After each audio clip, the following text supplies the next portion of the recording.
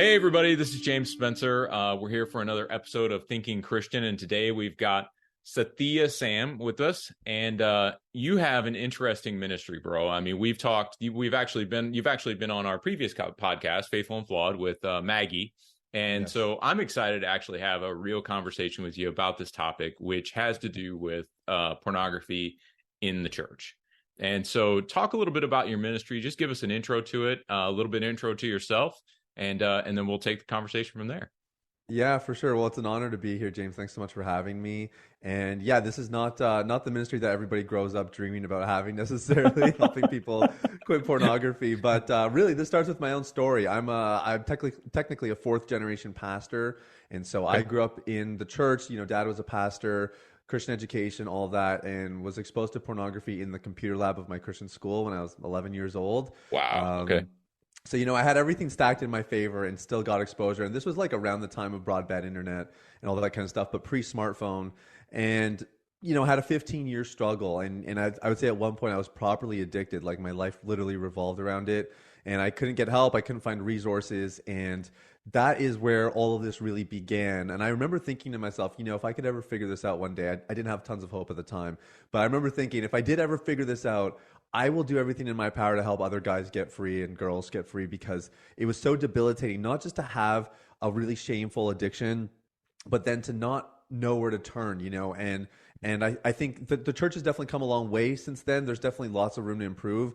But at the time, I mean, the church was doing nothing about this stuff. And so I really felt let down in that regard as well, and wanted to rectify that, and not by throwing stones at the church. I love the local church, but thinking, how do we empower the local church, and maybe what can I do to shine a light there? And so 5 years ago, I launched a ministry called Deep Clean. I've been clean since 2016.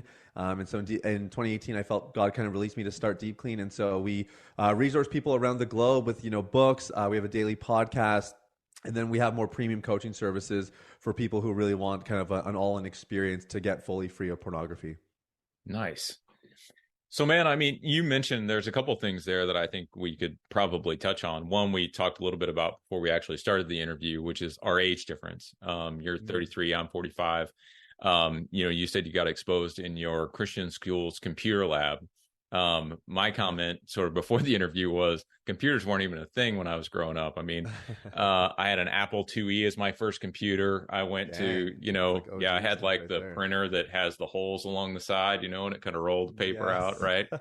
Um, I mean, dial-up internet. I mean, I'm very familiar with that old AOL dial-up sound. I mean, that's Yeah. that's how Oh you my got gosh. online. And so, if you were going to view anything pornographic, it was going to be, you had to really plan for it. I mean, it would be in an hour and a half before that thing would download.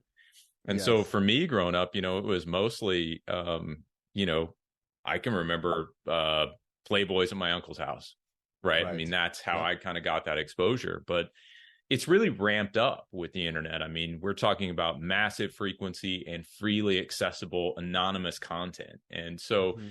maybe talk a little bit about that. Like, how does that play into the struggles that you see as you're trying to help people break the pornography addictions?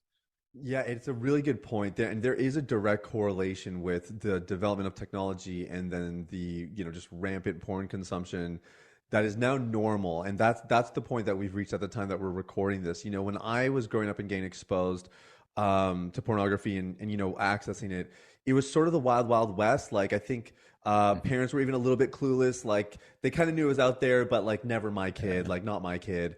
And now it's kind of just understood like it's out there. Everybody's going to get exposed. It's just a matter of when. But Yeah. it really is what we call it the three A's. It's the affordability, the accessibility, and the anonymity of pornography that all collectively work together to make it rampant. And porn has always had a degree of accessibility, like you said, like even Playboys, like everybody's got that story, I think, in your generation of an uncle or an older brother or somebody who had a stash. So that accessibility was always there, but it's different when it's in the palm of your hand, right? Yeah. The affordability of it, that's a huge one for sure, because there was always those like seedy back rooms in the Blockbuster, right, or the video rental store Right. locally. And so you're still paying a price, whether it's like even just a mental price to be in that video store, let alone an actual financial cost. Now it's free. All you have to do, it's almost laughable. You just check a box that says, yeah, I'm 18 years old and you can watch whatever you want. And then the anonymity is the thing that seals this thing all together. It's that you can watch it and literally nobody has to know about it. And that anonymity again has always been there, but it's just the exponential increase in all three realms with the development of technology that has made this stuff, widely accessible. But it's what's really allowed it to kind of dig its claws into people's lives, almost without us realizing it. I remember when I got exposed, there was a normalcy to it, and there was kind of locker room talk, and it was sort of a guy thing. But then when I always told myself I can quit whenever I want, like a classic addict. And then when I wanted to quit, it was like, oh my gosh, my life is literally built around this. And I'm fighting, at the time it was 10, 11 years of conditioning, right? And when you're getting conditioned at a young age, when you're just starting to develop sexually, that has real ramifications long term, which I think we're just starting to understand a little bit better now. Yeah, I mean, I'll be honest. I think those three factors are really key. And just, again, my experience with this, I can remember even if I wanted to go in and rent pornography at a video store, let's say when I turned 18, you could go in back in those seedy back rooms with the curtains, right? Yeah. But there wasn't an anonymity to it. Like there was always that sort of danger of like, I mean, I grew up in a pretty small town, right? Yep. So you're talking 5,500 people. The odds of walking out of that curtained room and having somebody either checking you out or just browsing the rest of the videos was pretty high. I mean, so there was always that sort of stopgap, where it's like, dude, is this really worth the risk? Like, what do you do? And you're almost always trying to like, I can imagine seeking out that anonymity. Whereas now, I mean, you just, pull it up on your mobile phone and it's there and it's accessible. And so it's a really interesting challenge, I think. Where do you see, as we think about it, as you think about those three A's and you think particularly about the anonymity, do you find that people's relationships are impacted by this? Obviously, I would assume they're impacted adversely, but I'm wondering how their relationship to people changes as sex becomes something that is commodified. In other words, I can get it without any effort now. Yes. I can just sort of pull it up. Yeah, I mean, the answer to this is extensive. I'll try to make it relatively concise. Okay. I think the emotional impact is obvious. If you think about a married couple and maybe like actually very common when addictions start to ramp up is when a married couple has their first kid, because you have kids, right, James? I do. Yeah. Yep. 3. Yeah. So as we know, I just had my first. So I'm literally right in the middle of this right now, which is that there's not a lot of sexual activity that happens after birth, right? You have a major life change. You have all this stress, things that people are going through all the time, whether it's a birth or not. Sure. And then, for whatever reason, if there's not a lot of sex in the marriage or something like that, porn becomes very easy to get the dopamine hits, very easy to get what we would call like fast food intimacy, right? Okay. It's kind of it's that quick hit. It's not actually going to last. There's some couples that would even view pornography together. They get some inspiration. It adds a little bit of novelty, whatever else. And all the research shows that when these elements are at play, the relationship satisfaction declines dramatically. There's a lot of, especially even when couples do it together, there's initially a spike, because of the novelty and everything. But long term, there's a deconditioning that happens where the man in particular learns to experience arousal apart from his partner. And you can just imagine the kind of consequences that has purely on even just on a sexual level exclusively. But obviously it goes well beyond that. Like from a spiritual standpoint, we know that Jesus said, like, you've heard it said that like, he said, if you look at a woman with lustful intent, you've committed adultery in your heart. And that's a really bold statement. It's a high standard for us to live by, to not have any lustful intent, right? To make sure that there's no content, there's not even any behavior that is heading in that direction. And when we do, we've all fallen short. We all fail in those areas. We're actually violating the marriage covenant. We're actually falling outside of the vows and the promises that we've made. And that has major consequences for the sanctity of the marriage, the strength of the marriage long-term, and everything else. And then getting a little bit more individual, but it does have a relational component to it. They've been doing interesting surveys of erectile dysfunction among young men. And in the year 2001, so like right at the advent of broadband internet, that ratio For men, I believe it's men under the age of 40 was about 5%. And that's exactly what you would expect. We've all seen the Viagra commercials and whatever. That's kind of like an old man's game.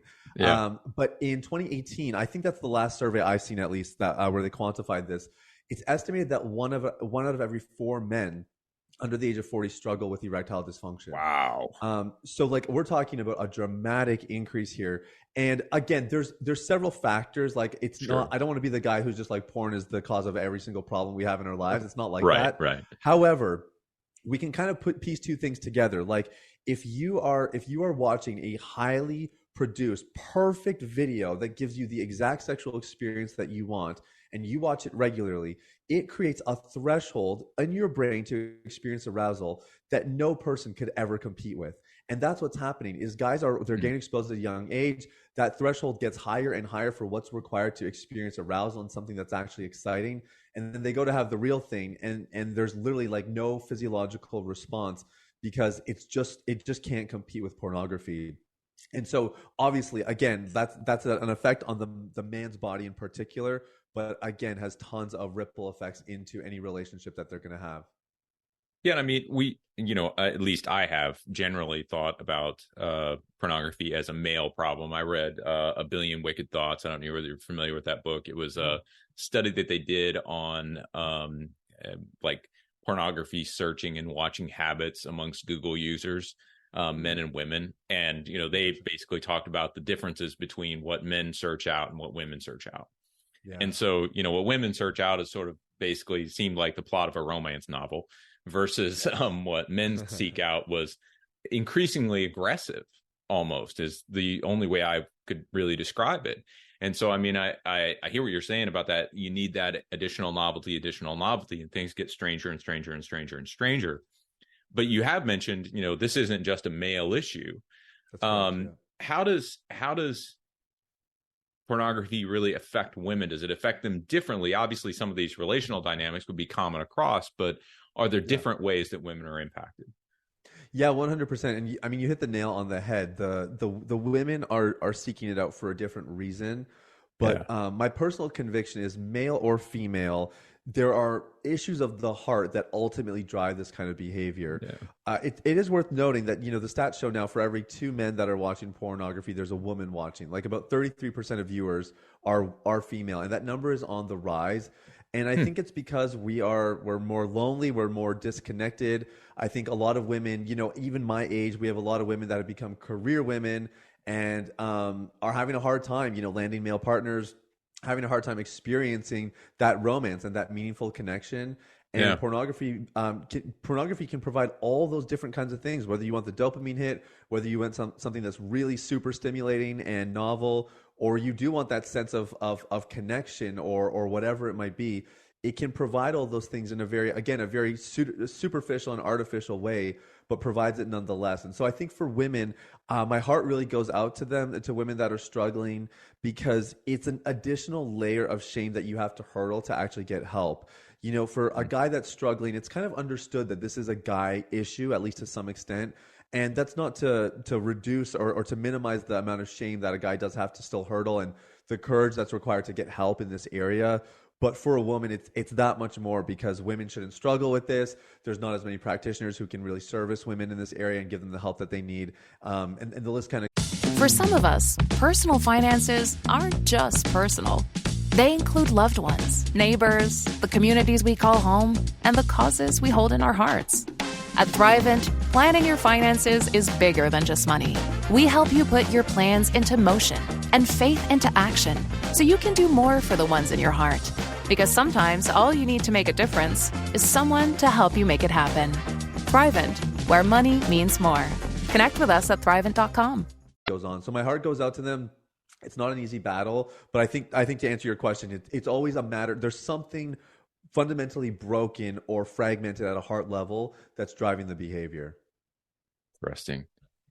So let me ask a couple of different questions. We'll see if maybe you have some info on this. We didn't rehearse this, everybody. So, these are informal conversations. But, I've done a fair amount of work in the technology space at this point. And so looking at artificial intelligence and even just social media interactions, those kind of things. And, even just as we're talking now, we're both pretty set up so that our cameras have something in the background that looks relatively nice. And, we're not, we don't have crazy stuff going on. But I mean, if I spun my camera just to this way, I mean, I've got some dirty dishes over there from lunch. I've got, a pile of books that I've been reading through, right? I mean, life is not pristine beyond these 4 digital walls, let's say. Yeah. And so a lot of what I've looked at with technology is how it creates this illusion. And it essentially creates an image that isn't actually real. And it allows us to avoid maybe the negative emotions that would come along with recognizing the consequences of something like pornography and people who participate in it, and what they actually deal with sort of behind the scenes in making pornography. And do you deal with any of that? I mean, I know you're not dealing with people necessarily who come out of porn, but I mean, as folks who are addicted to this, does that hit home for them at all? That kind of logic to it? Yeah, that's a really good question. And I mean, I've made friends with people like, I don't know if you know who Joshua Broome is, Brittany Delamora. Mm-hmm. These are sure, people who were very well known in their industry. I mean, Josh won Adult Performer of the Year back in 2012 for the male category. Who have now become pastors. They're now very adamant about the harmful effects of pornography, and they have fascinating stories about you sign a contract, and the contract says here's what the scene is, or here's what the video is for.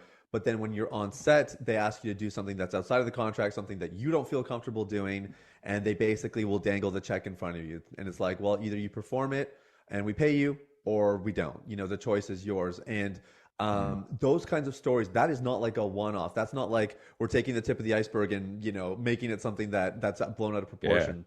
That's happening every day. Something that Josh gets commented on in his Instagram, he's got a pretty big following online, is like, hey, is he still getting royalties? People trying to come up with these conspiracy theories, like he's telling one story, but he's still like making bank behind the scenes from his videos. And like, he's like, no, like the way the industry is set up is that the creators of these companies profit. And with all the actors and actresses and whatever, they're one-time payouts. They're very underpaid. Those stories are numerous. So there is a very dark side to this, and the reality is this is a profit-driven business. Let me actually take this one step further. Yeah. So what makes a company successful, just pure business terms, it is having a lifetime value that outpaces any of the costs that they incur along the way to keep the business functional. Sure. And if the more you can increase the lifetime value of a client, the more profitable the company becomes. So porn companies in particular have actually become very adept at targeting kids, because if they know that if a kid can get hooked earlier, their lifetime value is going to be a lot longer. There's just a much greater chance that they stay watching this stuff for longer periods of time.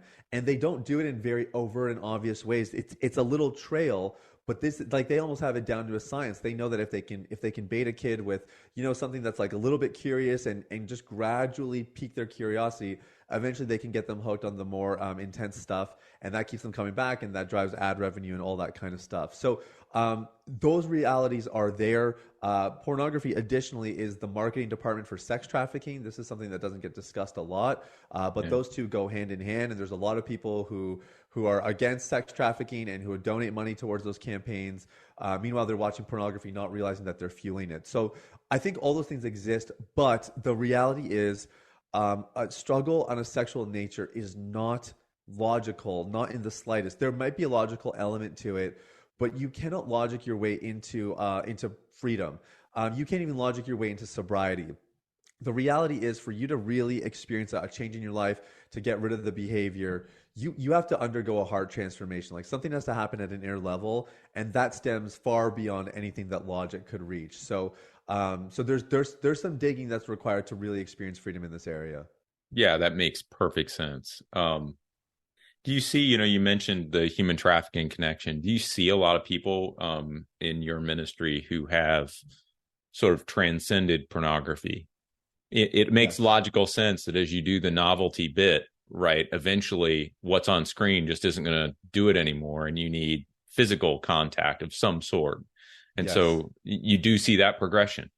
That progression is almost inevitable. It's just that the Mm. time scale's different from one person to the next, but your brain becomes acclimated. You commented earlier that a lot of the male searches are very aggression and violent focused. Yeah. That's a shift that's taken place in the last 10 years. That was not true 10 years ago, maybe not even 5 years ago. But what's happened is because of the pornography consumption, the sheer volume, is that the vanilla stuff before is no longer interesting. And so your brain gets used to it. It's not getting the hit the same way. I mean, this is classic addiction kind of stuff. And so Yeah. in seeking the hit, people start to seek something of greater intensity, something that is, going to be stimulating to them. And we know that again, there's lots of different directions this can go in, but the ultimate word that summarizes all of it is novelty. Novelty enhances pleasure. And so when you start to experience that novelty, eventually online, you reach a ceiling at some point. And so a lot of clients come to us because, they slip to a massage parlor, they watch some grotesque content that they thought they would never in a million years watch. Again, like the progression is this is like science really, and it's scriptural as well. Like your brain evolves, your brain adapts. And if you continue to seek these things, or if you continue to want that hit and you don't undergo any kind of heart change, it's really just a matter of time. I've read when I was in higher education, so this would have been maybe 2013, 2014, something like that. We had a speaker come in who talked a lot about the way pornography actually rewires the brain. Not so much just the dopamine hits. I mean, those are obvious, and they're sort of, that's your, like you said, the blocking and tackling of addiction, right? You have novelty, you get dopamine hit, you get novelty, you get dopamine hit, and it just has to keep ratcheting up. But he actually talked about the way that it creates almost a pathology. And I don't think that's what he was. I don't think that's the word he said, but like a psychopathy, not a pathology, a psychopathy, where you start to just not care at all about any of this stuff. Are you familiar with any of that? Is there new research that's come out since then? Like, what's the other effects other than just the normal dopamine hits that really affects the brain? Yeah, well, I'll insert my story in here a little bit because I Okay. think in 2013, 2014, porn addiction was like laughed at by academics. Like it was like, that's not Yeah. a real thing. How could you be addicted to that stuff? Even now today, it's still controversial. There's still some people who are like, it's just people who have a moral compass that feel convicted about it. That's what it is. It's not actually addictive Hmm. rather. But if you do enough of the brain science research, it's very clear that it follows, almost all of the tenets of the addiction model. And Yeah. so you mentioned like that apathy, that sort of like not caring, Yeah. and that was certainly my story. And I would say it's an interesting juxtaposition. You have apathy where it's like, I don't care, what's the point? Sometimes it's like, I'm just this far gone, there's no turning back. But what that leads to, the kind of double-edged sword, the other side of it, is it leads to riskier behavior, right? Because when you're apathetic, you're more inclined to take risks because you don't care about the consequences, or you don't think there are consequences. And so my worst moment of addiction, I still remember I was in my parents' basement. This was at the time where we didn't all have our own devices. And so there was a family computer. It was in my dad's office, and that office had a bedroom. And my brother was sleeping in that bedroom during the summer because his room upstairs was too hot. And so, the basement's colder, so he's sleeping there. And I get the urge. I've gotten into this habit of watching pornography at night for years, probably at this point. And I remember just kind of the back and forth of like, am I gonna go do this? Am I gonna risk it? I'm pretty sure he's asleep. I could probably tilt the screen, like, like you're mapping it out. And I know it's risky, but there's kind of like this, well, if he catches me, I'll deal with it. It's that Right. kind of that numb apathy. And that didn't happen. I did end up watching, but I didn't get caught. But the point is, like, I took a really risky behavior. I totally abandoned my responsibility as an older brother and a protector. And that kind of behavior is very symptomatic of addiction. We already talked about kind of the desensitization and the pursuit of greater Yeah. intensity and whatever else it might be. Another thing that you often witness with people is they start to shuffle their priorities. And so they start to bail on, hanging out with friends, or sometimes it's even professional commitments because they're busy watching pornography. So it's interfering with their day-to-day functioning. Those three are probably the most common, and there's others as well. But yeah, I mean it really does start to impact the decisions you make pretty much every single day when it really becomes normal. Yeah, it's almost like everything just you get tunnel vision and that's all you can think about anymore. It's just Yeah. how I'm managing. Like when you say my whole life was arranged around it, what I envision is that sort of tunnel, like blinders on, and everything else is just sort of going by, but I'm headed straight for this one particular thing. And Yes. yeah, when you describe it like that, it does sound very much like an addiction. I Yeah. mean, and it's always been interesting to me, man. Again, sort of in the technology space, one of the things that I read about recently, China was doing a child sort of app on all the phones. They can kind of do that. They sort of mandate, hey, we don't want this content on any of the kids' phones. And I was reading through it and then looking at what the U.S. legislation is doing with some of this stuff, and the US is having a much harder time dealing with it than China. China's basically just got, what I Right. picture is like five guys in a room going, nope, we're done. And the United Right. States is going, well, And but free speech. And, yes. it's very troubling when you think about it in these terms. Mm. At least in the US, we have like USDA and the Federal Drug Association and like all these different things that regulate chemicals that go into our bodies and brains that could potentially Right. have a detrimental effect. Yeah. But we aren't thinking about it in that way at all when it comes Mm. to any sort of technology, let alone Yeah. pornography, which has, again, it seems like there should be really stronger legislation and responsibility for pornography companies to make sure that at least their users are of age. Yes. And it's like, it's still at the click you're 18 sort of bit is my understanding. Yeah. And so how do you wrestle through some of those legislative aspects? Are there any of those? And I know, your ministry focuses in on like, it is a heart change. And I agree with that. Yeah. But there's so much, when you look at your 3As, that accessibility, Mm-hmm. man, it just feels like there should be some sort of regulation on that accessibility. Yeah, I agree. And I think if we look long term, like I pray that one day there's no need for my ministry. I think that would be, Mm. in a perfect world because we've gotten ahead of this a little bit. Yeah. And you're probably always going to have these addictions, but ideally the prevalence would go down because kids are not being exposed at such a young age.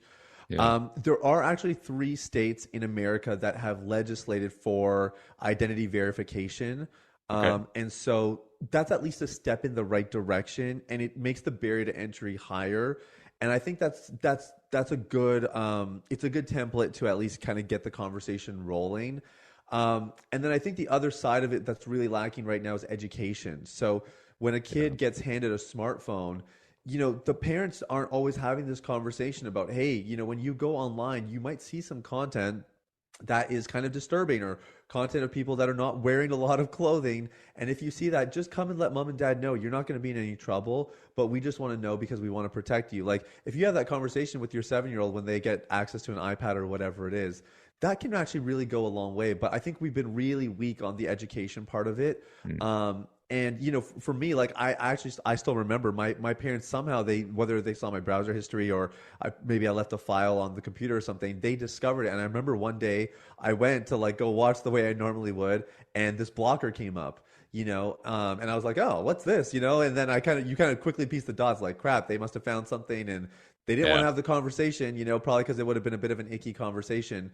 Um, but in hindsight, I really wish they would have. I think that would have gone a lot further than just installing the blocker. And so I think those are the two things I really think of. Definitely, we need legislation that protects the young ones in particular because it's just different. If you get exposed Yeah. at 19 versus 12, it is night and day, night and Mm. day.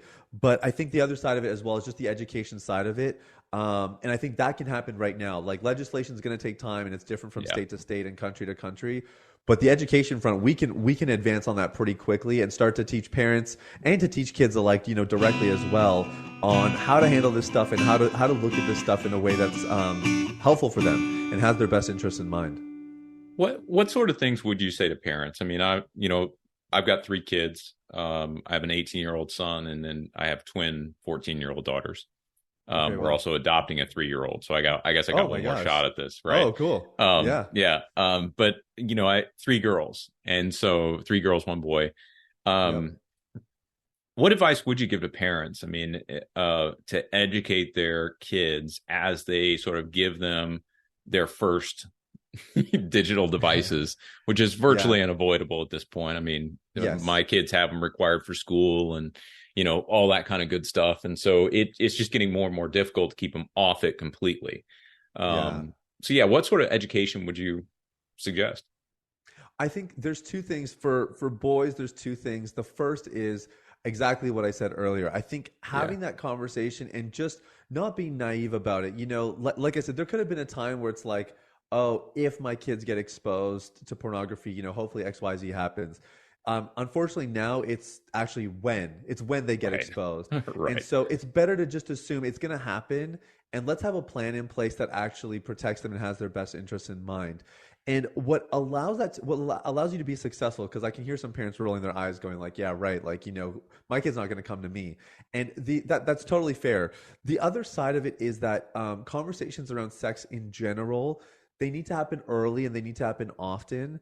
And if your kids can detect that when we talk about sex, mom and dad are uncomfortable, or mom and dad are not being fully transparent, they're not answering my questions honestly, they're giving me kind of skirting around the question sort of answers, they are not going to come back to you because you're not a safe person to talk about this kind of content. And so having conversations about sex that are just calm, casual, that actually goes a really long way to helping your children feel safe. Like, oh, I can actually ask dad about this and he's not going to make a big deal about it. He's not going to freak out. He's not going to use weird language. Like he's just normal and he talks about it the way it's like anything else. That goes a really long way. And I think the other part that can really be beneficial is sharing your shortcomings, and parents, that's very counterintuitive for parents. They feel like, no, if I tell them that I fell short, it's going to lower their bar. But I think what it actually does is it fosters that first point I was making, which is that they feel like they can relate to you. They understand that, like, okay, I'm like, it's hard to be perfect in this area. It's impossible to be perfect in this area. And Right. if you can be, again, it's got to be age appropriate, but if you can be transparent about where you've fallen short, that can go a long way to building that trust and ensuring that you have their ear when they go through their latter stages of sexual development, rather than pornography or something else. And I'll just add one more comment. There's this principle of first standard, and the whole concept is that whatever you hear first on a subject is kind of what you end up comparing everything else to afterwards.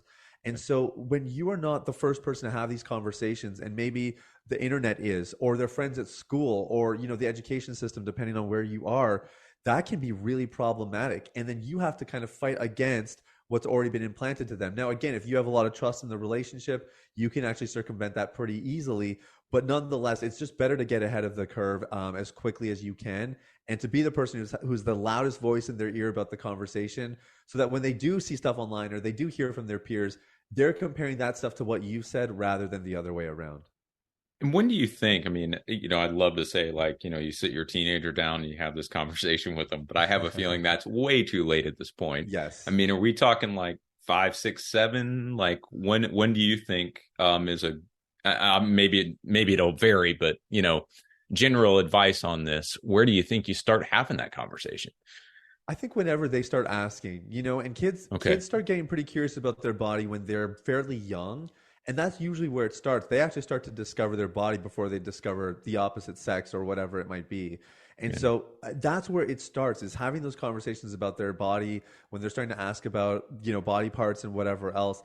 That's where it all begins. That can be as young as, like, 3, 4 years old. And that's all the conversation has to be. But remember, you're trying Right. to build a conversation that hopefully lasts at least until they're 18 to 21, somewhere in that area, that's ongoing. So this is not about a one and done. We had the birds and the bees conversation. That was sort of the classic language about it back in the day. That doesn't work. This has to be an ongoing talk on a regular basis, and it evolves and it develops as time goes on. Yeah, I mean, dude, I remember the awkward gym class sex education moment Yeah. in elementary school, and then the VHF tape that my parents slid into the VCR to, Oh my gosh. yeah, it was one of those, you almost, I think I laughed the whole way through it. I mean, it was just one of Yeah. those, like, I feel like we're way behind here, people. Yeah. And so you want to avoid those kind of situations. Yes. Um, but yeah, that's a good word, man. The consistency across time and really matching it to where the kid is, right? You don't have to have a Yeah. conversation about pornography with your 3-year-old, but if they're asking about their body, you need to have that nice, comfortable, easy conversation with them and don't get like squeamish about, oh my gosh, Yes. what is this leading to, kind of thing. Yeah. Yeah. And there's actually a researcher in New Zealand. Her name's Jo Robertson. And she talks about how, as a parent in today's day and age, you actually get lots of opportunities to bring the conversation up about sex because, you see a billboard or a commercial comes on or you're watching a movie and there's a scene.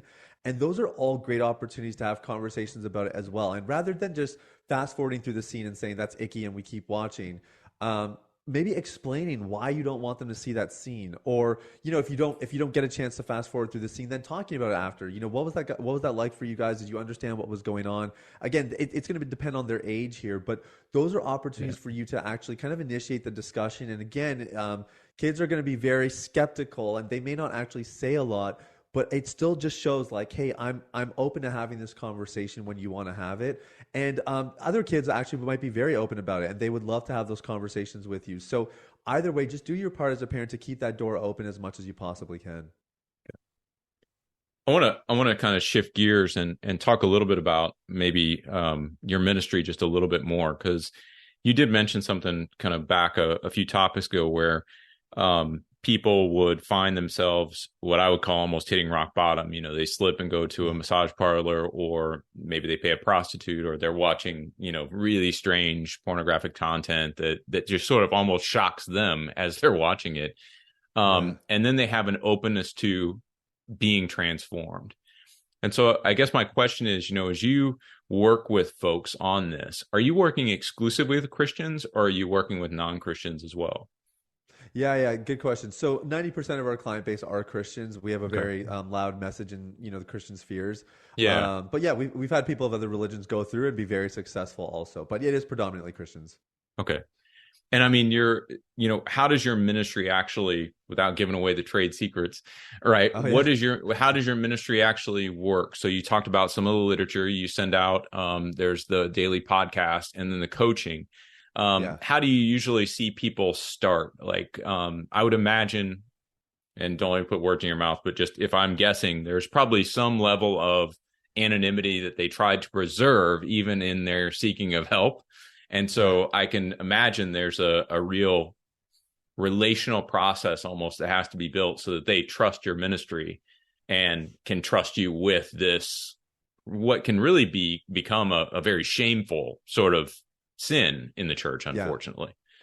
Yeah, 100%. And we've even had people who are like, man, the day I signed up for your program was like the most shameful day of my life, because, and they're like, nothing personal, obviously, but they're like, that's hard. That's hard to admit. Like, not only do I need help, but I'm going to pay somebody to help me in an area where I really feel ashamed that I'm struggling. So, that is a challenge for people. But I think the anonymity thing is not something we really deal with a lot. The honest truth is when people are really serious about getting help, they don't care. And usually there's something on the line. There's a marriage on the line, a career on the line, a calling on the line, and people have had enough. We're working with an NBA athlete right now. He's active in the NBA. And we didn't give him, like our team was like, oh, does he use an alias? We don't want people like bombarding him and whatever. And we're like, no, he uses his name. And there's an understanding, like everybody's there for the same reason. You know what I mean? Like if you break confidentiality for one person, then they can break it for you just as much. So there's kind of there's a built-in social fabric there that preserves people's, I think, confidentiality, but at the same time gives them a chance to be transparent. Because if we allowed people to be anonymous as they went through our program, we would actually be reinforcing the shame that drove that issue in the first place. You have to be able to For some of us, personal finances aren't just personal. They include loved ones, neighbors, the communities we call home, and the causes we hold in our hearts. At Thrivent, planning your finances is bigger than just money. We help you put your plans into motion and faith into action so you can do more for the ones in your heart. Because sometimes all you need to make a difference is someone to help you make it happen. Thrivent, where money means more. Connect with us at Thrivent.com. Shine a light on the dark things, and part of that means that people know your name and people see your face, and that's really scary. But for people who are serious about recovery, because they know that God's got things on their life that they maybe can't attain right now with this problem, that's usually not a problem. It doesn't stop people from getting the help they need. That's really that's a really fresh take on it, man. I mean, I Yeah. love that. I think that's great. I don't know that I've always found it interesting. And again, when I was working in higher education, there were certain sins that were almost considered more shameful than others. Now, Mhm. amongst college students, the pornography sin wasn't actually one that we felt was that I perceived to be particularly shameful, Yeah. which was Yeah. almost scary. Yeah. But in our context, I was at a more conservative Christian college. And so, homosexuality was the big shameful sin, but pornography was almost like, yeah, it's just something all guys struggle with. Yeah. Like, do you get any of that sort of, I don't know, normalization that, like, Yes. how do you deal with some of that? It's fascinating. I think it's now more than ever before because it's so rampant and people are getting exposed at a young age. Barna did a study back in 2016, so that's a little bit outdated now. But Yeah. in that study of teenagers, they actually ranked not recycling as more offensive than watching pornography. And so just interesting, just interesting some of the paradigms Yeah. around this stuff. So we hear a lot of, yes, I watch, but at least I'm not as bad as so and so. That's a very common one, sort of the comparative justification. Yeah. Very prevalent. And then I think the other one is exactly what you said. Like, it's not like I'm sleeping around or whatever. To give some scriptural context to this, I mean, for starters, again, the same scripture, like Jesus said, Yep. if you look at a woman with lustful intent, you've committed adultery in your heart. 1 Corinthians 6, it says that he who sins against his body commits it's a greater sin. Like a lot of people say all sins are the same. But he who sins against his body, it's a worse sin. That those are the words of the Apostle Paul. Sorry, he who sins sexually sins against his body. Let me phrase Right. that correctly.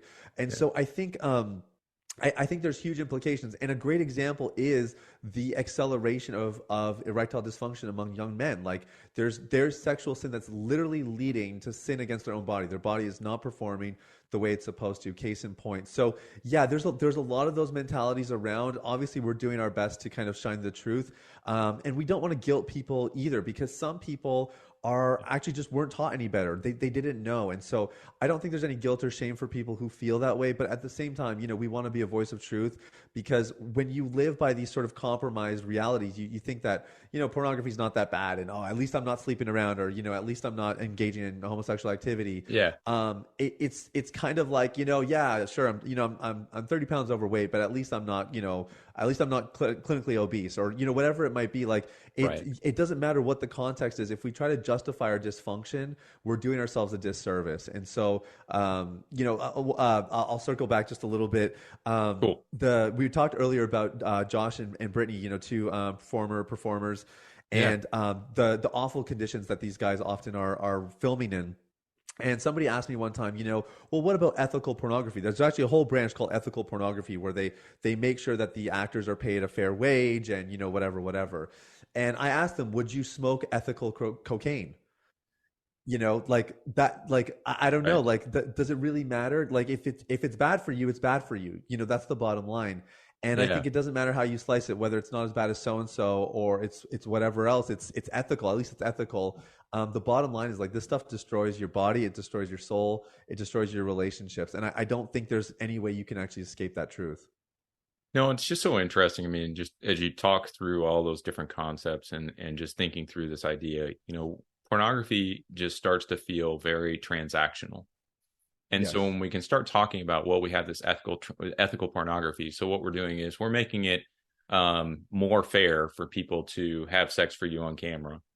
And so that makes it better. And it's like, well, no, we should be really thinking about this more maybe covenantally and saying there's a common good that we should all be trying to preserve. And there's no way to make something like this sufficiently ethical that it serves the common good.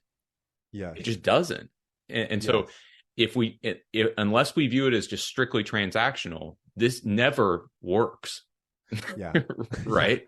And Yes. it's just such an interesting sort of logic to get into an ethical pornography conversation. I love, ethical cocaine, right? Of course Yeah. not.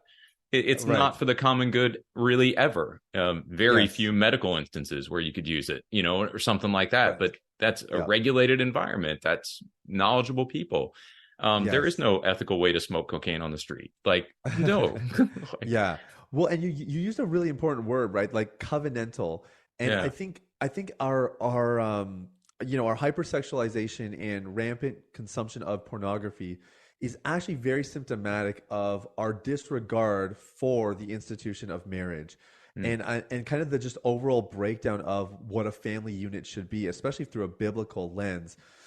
Because once you don't have a value for covenant, once you don't have a value for family and the family unit kind of staying together cohesively in more, I don't want to use the word traditional roles because that might give the wrong impression, but with you. Yeah. we'll just say at least designated roles. I think once you kind of break that down, then pornography starts to become logical because it's like, yeah, who cares? What's the point? Like, Yeah. it's just my marriage. Like, yeah, we signed a paper, but what's the big deal? Whereas when you made a Right. covenant with God, like that was a huge clinching piece for me. Was like, man, I want to get married one day. So am I gonna stand before God? I'm gonna commit myself to another person, and then I'm gonna do something that I know violates the covenant, not only with another person, but a covenant that I made with God. That's a big deal if you take your relationship with Him seriously.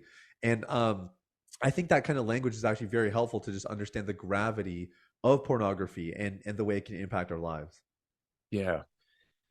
Yeah. I mean, the relational side of pornography, I think, is one that I know I've had conversations with my teenagers about at this point.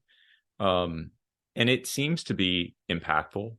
Yeah. I think there's a limitation, of any of them really understanding it because they don't, aside from their relationship with God, which I'm glad that all my kids are, professing Christians, but they haven't had the sort of relationship like I've had with my wife for more than 20 years, right? Like Yeah. they've not Yeah. had those even dating relationships to this point. And Sure. so I think there is a limitation on helping them understand it from a relational perspective. But I agree with you. It seems to me just really crucial that we not view these things as transactional, but we view them as covenantal. Yes. I think it's just really important. Yeah. Oh, go ahead. Go ahead. Well, and I was just going to add, and I think covenantal is actually it's not just a romantic context. Like Right. for like exactly what you're saying for your kids who have not had that, they still have a relationship with God that they need to protect, and Yeah. that's actually a better way to learn. It's better that you're motivated by your relationship with God first than your relationship with another person, another human, because marriages can fail. Like there's a Yeah. more temporal element, whereas that peace with God is eternal, and that's why it's the priority. Well, man, I know we're kind of coming up on time here, so I want to ask just one more question at least, and just get your take on it. So, I've been in and out of a number of different churches over the years. I don't recall any of them having support groups or any sort of dedicated ministry for men that would be related to specifically pornography. Yeah. Obviously men's ministries, obviously, there were some support recovery kind of things, but those were mostly for substance abuse and those kind of things. Like pornography addiction, people struggling with pornography, and even some of the guys in my small group who have admitted it, it's like they don't feel like they have a comfortable place within the church where they could admit this without just being shamed and almost booted out of the church. Yeah. So here's my question. What action should the church be taking on this? Is there an action the church should be taking on this? Or is it in some ways better left to a ministry like yours, or working with a ministry like yours, because it is a little bit outside of the community context, and it does provide a little bit of a safer space to work through some issues before you almost reintegrate into a community. How would you think Yeah. through that? That's a great question. I mean, I have the lens of local church pastor, because I was in local Yeah. church ministry for 10 years. And, scripturally, pastors are often equated to being shepherds of a flock, right? And your job as a pastor is you guide them through the different pastures, the different areas. And there is a part of this pasture called sexual integrity that most pastors cannot take their flock to because they don't have access themselves. Mm. And so I think it's actually on leaders first, because they're the gatekeepers. They decide what resources and what programs are available in the local church. And if we're being frank and we're being honest, the reason that most churches aren't comfortable bringing those resources in is because the pastor's not comfortable, because he probably is struggling in this area himself. And I'll just say, I was a pastor, I was a recording worship artist, I was a worship leader. I was front facing in ministry for years and struggling with porn behind closed doors, and I had almost nowhere to go. I had almost nowhere to turn to get help. So it's very, very difficult. So I'm not trying to throw stones at local church pastors, but rather saying that I think there's a responsibility they carry to get this area of their lives cleaned up, that they can then invite, the right resources for other people to get clean, and they can actually feel comfortable, like, I have some authority in this area. And I think to me, that's how this whole narrative starts to change. I think in the meantime, let's not kid ourselves, that doesn't happen overnight.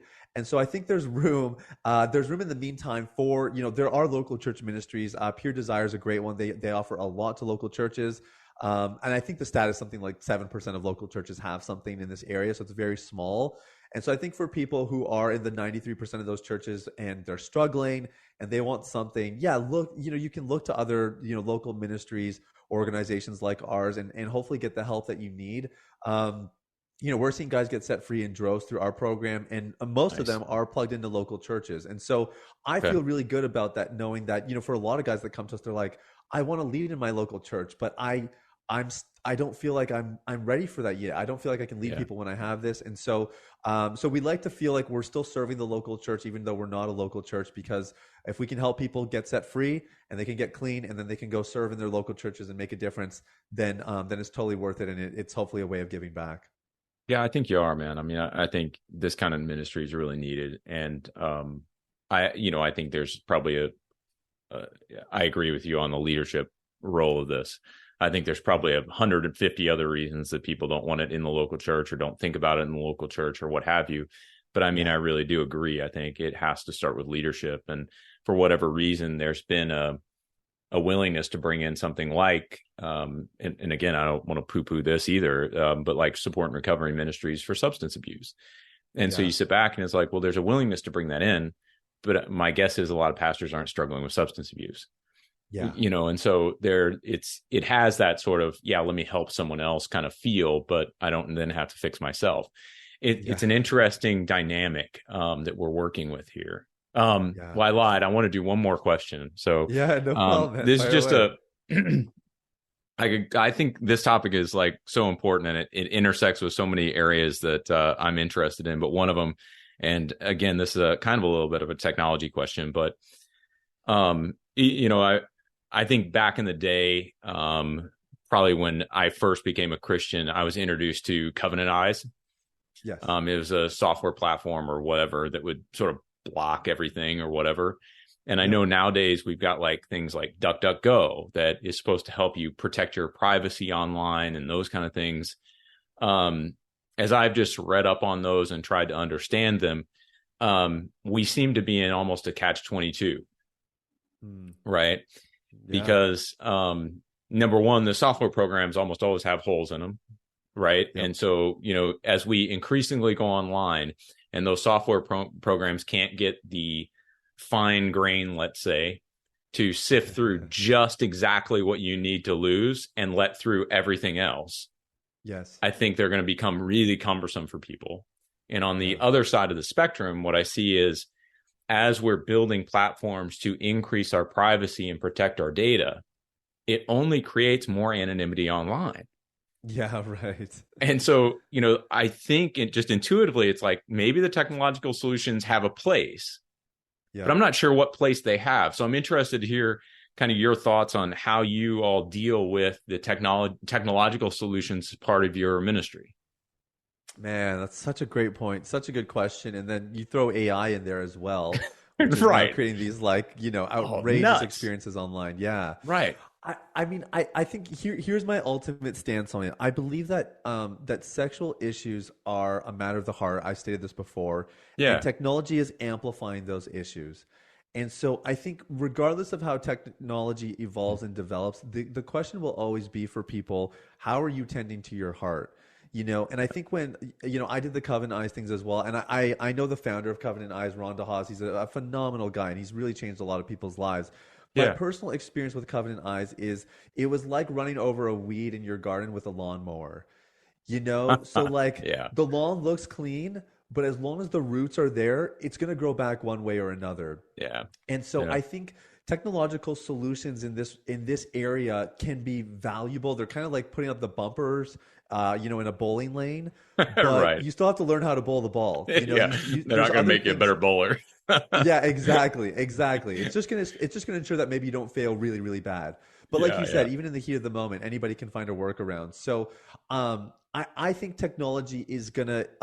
If I'm being honest, I think in 3 to 5 years there's going to be a huge revolt, and I think there's going to be a larger divide. This normalization, I think, is going to disappear, and you're going to have people way on one end who are into the AI experiences and the VR experiences and everything else.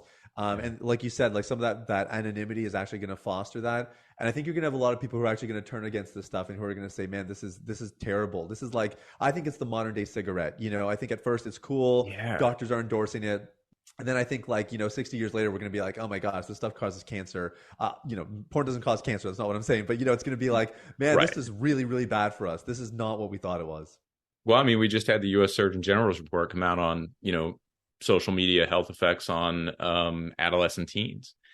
And so it wasn't related to sex and pornography, but it was very much related to, negative emotions, depression, those kind of things, because they're essentially learning to covet really, really well. If we covet what we see every day, what we get to see every day has expanded. And so there's a whole lot more opportunities to find something to covet. And I just, as I think through the technology of it, as I think through like even the AI, as you talked a little bit about ethical porn, it's like, well, what if there's no people involved? Right. Yeah. Right. I mean, it's just like it gets crazy real quick. And so we need to have a tight argument that I think is strongly theologically based. And I think, your key point here is, listen, it's a problem of the heart. Yeah. And so we need Christ to solve it. Technology can help. All these other things can help, but ultimately it's a transformation, a total renovation of who you are and what you think. And so, a lot more we could dive into, man, but we need to end. Maybe you'll come back on. We can talk about this stuff a little bit more. That'd be fun. That. But it's been great just to get to know you and listen to you talk about your ministry. Where can people get in touch with you? Yeah, so we have a daily podcast called Unleash the Man Within. We have lots of female listeners as well, for those of you who are listening that are women. So you're welcome to come in and listen. And then very active on Instagram as well. Sathiya Me Sam is the handle, so maybe we can throw that in the show notes. But those are the two ways to plug in. Okay. Any website or anything like that? No, I think it's unleashthemanwithin.com. That'll take people there. Okay. And then for people who want, like I said, we have tons of free resources. We have the coaching program. And that's a nice portal for people to just find out more about what we're up to. The podcast has it all. Sweet. Okay. Well, folks, I would just encourage you, if you're having these issues, somebody who's having these issues, share this episode, share the information for this great ministry, and get folks connected, because pornography is a serious issue and it's not going away anytime soon. And it really is detrimental, not only to our relationships with one another, but with our relationship with the Lord. So thanks, brother, for coming on. Really appreciate it. And we will see you next time on Thinking Christian. I want to take just a second to thank the team at Life Audio for their partnership with us on the Thinking Christian podcast. If you go to lifeaudio.com, you will find dozens of other faith-centered podcasts in their network. They've got shows about prayer, Bible study, parenting, and more. Life Audio. Hi, friend. Are you stressed? Maybe even worried about so many needs around you that you've forgotten you are worth taking care of too? Well, I'm Bonnie Gray, the host of Breathe, the Stress Less podcast. I want to invite you to join me as I share practical tips based on science, inspired by God's Word, to help you spark joy and restore God's peace and love to your soul. Subscribe now and go to lifeaudio.com.